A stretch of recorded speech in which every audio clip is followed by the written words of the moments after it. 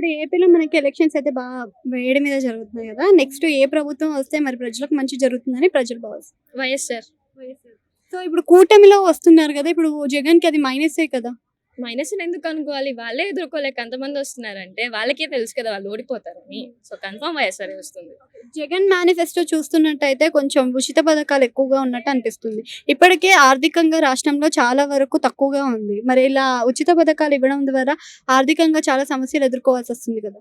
Development కూడా ఆయన చేస్తున్నారు కదా. డెవలప్మెంట్ ఉన్నప్పుడు ఆర్థికంగా మనం స్టాండర్డ్ అవ్వచ్చు కదా.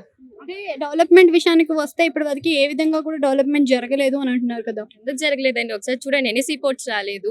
స్కూల్స్ ఎలా డెవలప్ అయ్యాయి అసలు? రోడ్స్ దగ్గర నుంచి ప్రతిదీ డెవలప్ అవుతుంది. మేబీ 2 ఇయర్స్ కరోనాలో పోయినా 3 ఇయర్స్‌లో ఆయన అంతా చేయడం గ్రేట్. మరి పాత ప్రభుత్వాలు 14 ఇయర్స్ నుంచి ఉంది కదా. అప్పుడు ఏం చేశారు? 14 ఇయర్స్‌లో అయిందని 3 ఇయర్స్‌లో చేసి చూపించారు కదా. ఇంకో 5 ఇయర్స్ ఇస్తే ఇంకా డెవలప్మెంట్ జరుగుతుంది. అంటే ఇప్పుడు చంద్రబాబు నాయుడు ఆల్రెడీ ఎక్స్‌పీరియన్స్ ఉన్న పర్సన్ ఇంకా డెవలప్‌మెంట్‌లో కూడా ఫస్ట్ ఉంటారు. సో, ఒక మిషన్ ఉన్న వే వ్యక్తిగా అని చెప్తున్నారు కదా! సో, ఇన్ కేస్ చంద్రబాబు వస్తే డెవలప్‌మెంట్ ఎక్కువ ఉంటుందా? ఆయన 14 ఇయర్స్ ఉన్నారు. 14 ఇయర్స్‌లో ఏం డెవలప్మెంట్ చూపించింది ఆంధ్రాలో?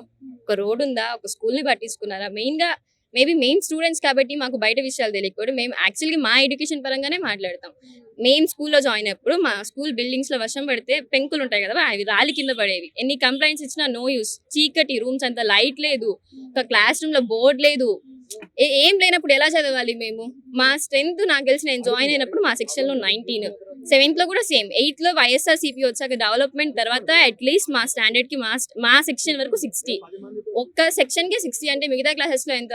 7థ్‌లో అయితే ఒక క్లాస్‌కి 300 మెంబర్స్. 5 సెక్షన్స్‌గా మార్చాం. ఏ రేంజ్‌లో డెవలప్మెంట్ ఉందనేది మీకే తెలియాలి దీన్ని బట్టి. అంటే జగన్‌కి కొంచెం ఇప్పుడు చూసుకున్నట్టయితే కొన్ని ట్రోల్స్, మీమ్స్ కూడా అనిపిస్తున్నాయి. షర్మిల గారు ఒక మాట అన్నారు. ఏంటిదంటే జగన్ ఎప్పుడు రిమోట్ కంట్రోలరే. కేంద్రంలో చూసుకున్నట్టయితే మోడీకి అట్లనే రిమోట్ కంట్రోల్‌గా ఉంటున్నారు. ఇంట్లో కూడా రిమోట్ కంట్రోల్‌గానే ఉంటున్నారని. నిజంగా ఆయన రిమోట్ కంట్రోలరా? ఆయన రిమోట్ కంట్రోలర్ అయితే ఇంత డెవలప్మెంట్ ఉందని ఇంతమంది ఫ్యాన్స్ ఉండరు ఆయనకి. రీసెంట్ గా చూసుకున్నట్టయితే కూడా మనకి గులకరాయి దాడి అయితే జరిగింది. సో, అది నిజమా? ఫేకా? అది కనిపిస్తుంది కదా దెబ్బ అంత బాగా. అది నిజమనే అనుకుంటాం. ఫేక్ అని అంటున్నారు కదా, కనిపించట్లేదు అంటున్నారు. ఫేక్ అని అయితే అలా కొట్టారని మీరే వాళ్ళే చూపిస్తున్నారు కదా. అది ఫేక్ అని ఎలా అవుతుంది? కొట్టినప్పుడు చూపించిన వీడియో ఉన్నప్పుడు. Thank you.